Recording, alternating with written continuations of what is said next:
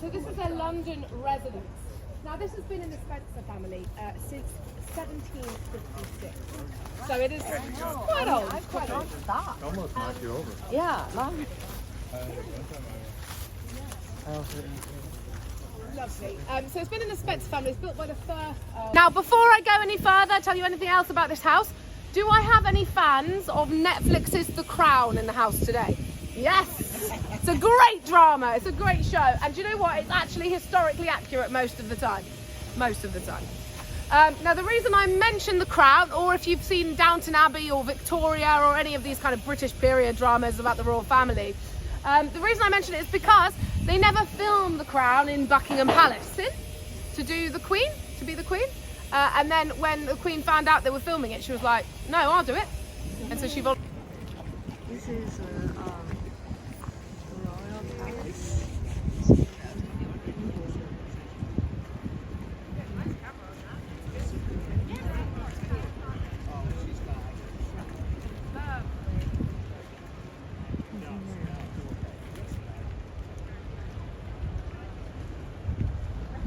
The famous bit of the TV that we know and love is another house. Centre of that is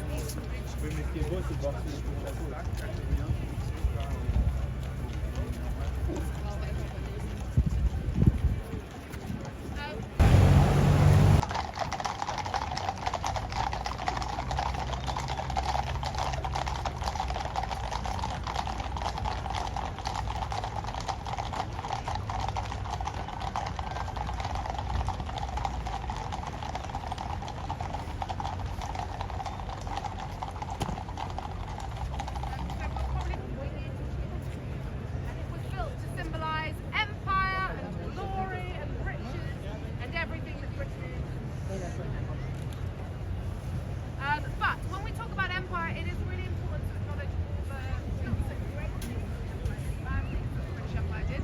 And this statue is no exception, because we didn't pay for this ourselves. The very kind people of Australia, Canada, South Africa, West Africa paid for it for us. That's fine. They didn't volunteer, which is fine. Nice. But we did say thank you to them. So over there, that beautiful golden gate over there is Canada Gate.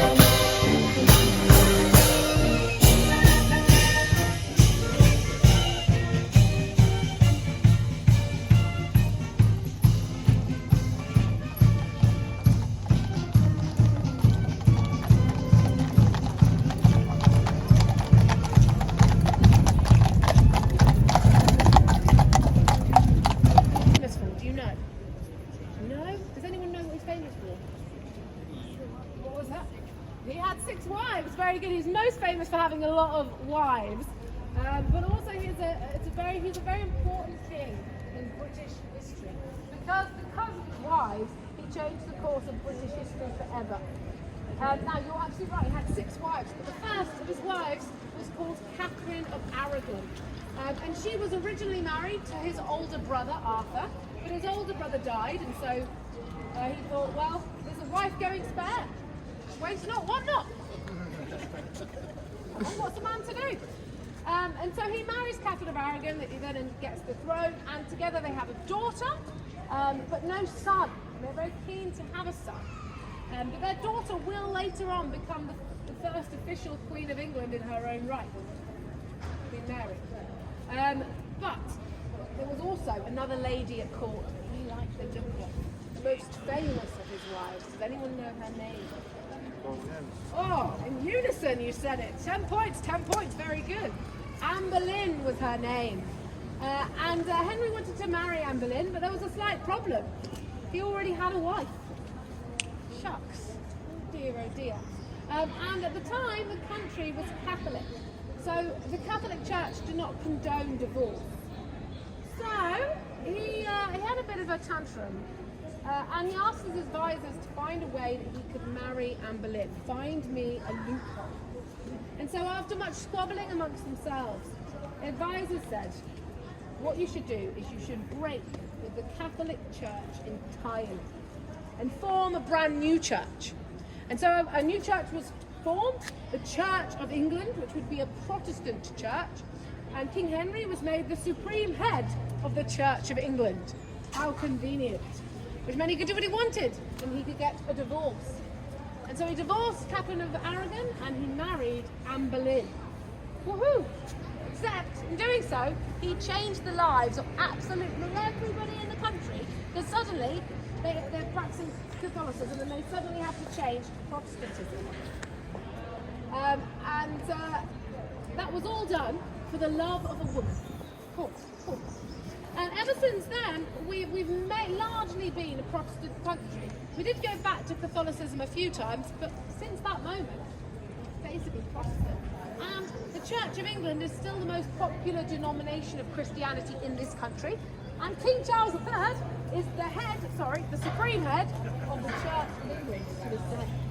Crazy. Of course, today we're much more multi-faith now, but still the Church of England is a huge part of our history and our law as well. Not to be confused with Queen Elizabeth II. No. This is Queen Elizabeth, the Queen Mother. So basically, Queen Elizabeth II's mum and dad. That's who they are. They keep the same names just to confuse us. Now, King George VI is often referred to as the reluctant. Right, our next stop is with.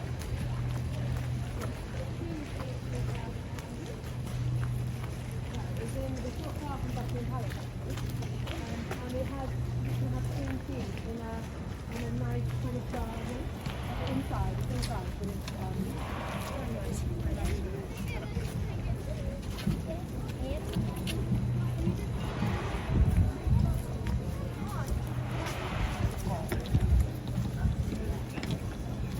Arches, built in 1910, and we've also got this beautiful building over here. I don't know if you can see, there's that kind of lovely green roof, and then what looks like rigging along the side. Looks a little bit like the sort of rigging that you'd find on a ship, and that's because that's the old Admiralty. So that used to be the headquarters of the British Navy, but their headquarters has now moved, and it's now used as government departments, the business and trade department, and the digital media department. So as we go around the corner, we'll head down Whitehall. We're getting into government territory. So best behaviour, everyone. So,